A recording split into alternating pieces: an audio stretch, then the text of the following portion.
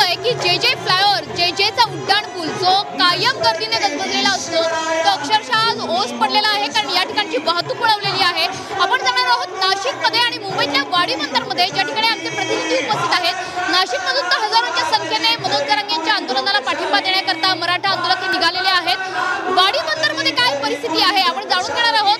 आपण पहिल्यांदा जातोय सीमा आडे, आमच्या प्रतिनिधी ज्या वाडी बंदरमध्ये उपस्थित आहेत। मगाशी आपण बघितलं सीमा की ईस्टर्न फ्रीवेवरच्या ज्या गाड्या होत्या त्या अडवल्या गेल्या होत्या पोलिसांकडनं। आताची परिस्थिती काय आहे? या गाड्या सोडल्या जात आहेत का? कारण आंदोलकांवर चालत येण्याची वेळ आली आहे।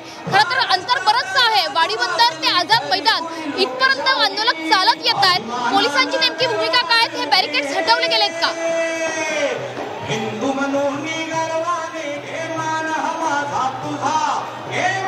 नक्कीच मनश्री, आता गाड्या वाडी बंदर या परिसरामध्ये अडवल्यामुळे ईस्टर्न एक्सप्रेस हायवेवरती मोठ्या प्रमाणात लांबच लांब गाड्या रांगा ज्या आहेत त्या लागलेल्या आहेत। दुसरीकडे माझ्या मागे जर आपण पाहिलं तर रॅपिड ॲक्शन फोर्सचे जे जवान आहेत ते या ठिकाणी तैनात करण्यात आलेले आहे। सोबतच मुंबई पोलिसांचा सुद्धा या परिसरामध्ये मोठा बंदोबस्त लावण्यात आलेला आहे।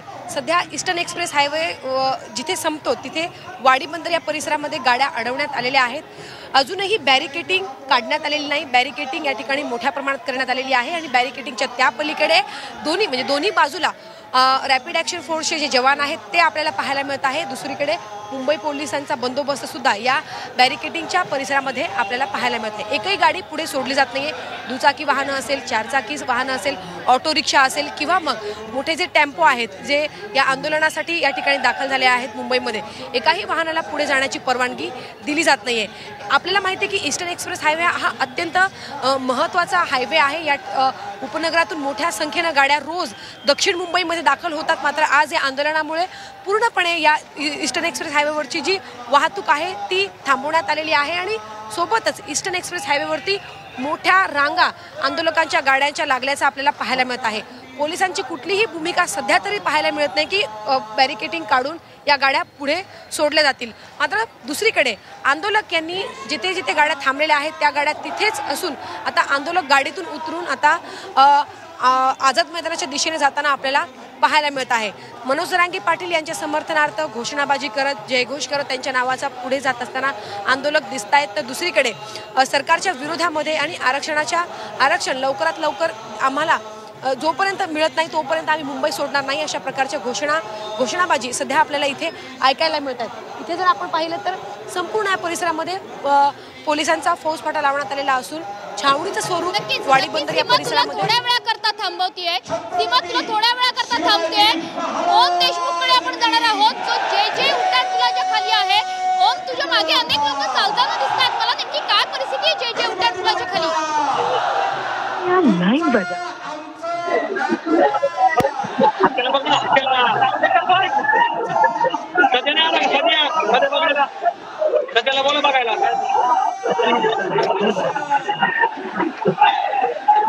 सध्याची ही दृश्य आपण बघतो आहोत की जे उड्डाण पुलाच्या खाली बरीच मोठी गर्दी झालेली आहे।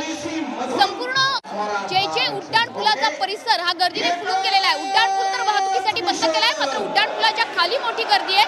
ओम देशमुखकडे आपण पुन्हा एकदा जाणार आहोत। ओम, काय सांगशील, कशा पद्धतीचं चित्र आहे सध्या या जे फ्लायओव्हरच्या खाली? उड्डाण पुलावरची तर वाहतूक बंद केलेली आहे, तुझ्या मागे मोठी गर्दी दिसतेय मला।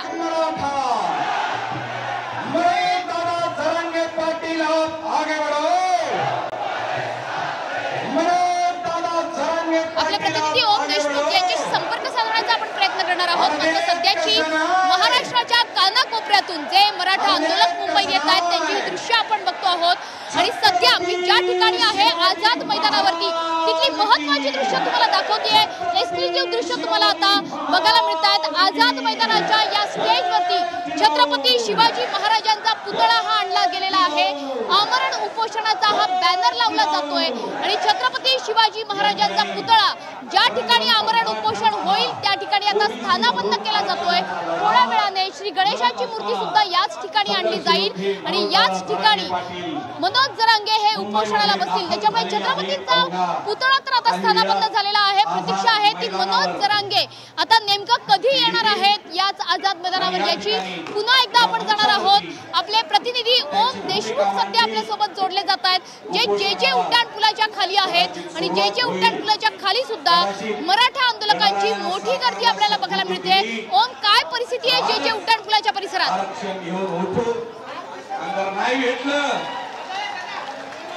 एक दिवस नाही, 2 दिवस नाही, 10 दिवस नाही,